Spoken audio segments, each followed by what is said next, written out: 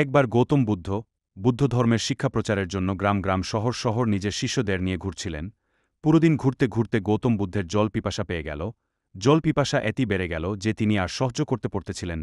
তাই তিনি তার একজন শিষ্যকে ডেকে শিষ্য গুরুর আদেশে জল আনার জন্য গ্রামের ভিতরে গেল।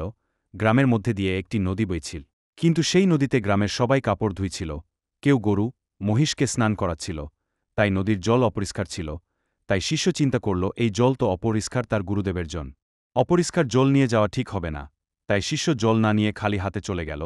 গৌতম বুদ্ধা যখন শিষ্যকে খালি হাতে চলে আসতে দেখেন, তখন খালি হাতে আসার কারণ জিজ্ঞেস করেন।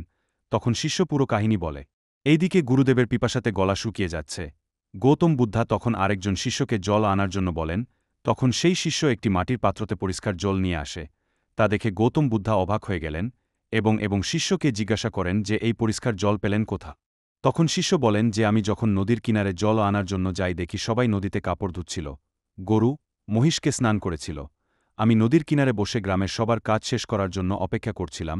সবাই কাজকর্ম শেষ করে যাওয়ার পর আমি জলের উপরে থাকা ময়লা জলের নিচে বসার জন্য অপেক্ষা করছিলাম। যখন ময়লা জলের নিচে বসে যায়, তখন জল নিয়ে আসি। শিষ্যের এই উত্তর শুনে গৌতম বুদ্ধা খুব খুশি হন এবং সব শিষ্যকে একটি শিক্ষা দেন যে যৌবনে আমাদের যে কোনো কাজে ধৈর্য সহকারে কাজ করতে হয়। যে কোনো কাজ শুরু করে প্রথম বারেই বিফল হয়ে কাজ ছেড়ে না দিয়ে আবার চেষ্টা করে যাওয়া, চেষ্টা করতে করতে একদিন সাফল্য আসবে। তাই চেষ্টা করে যাওয়া উচিত।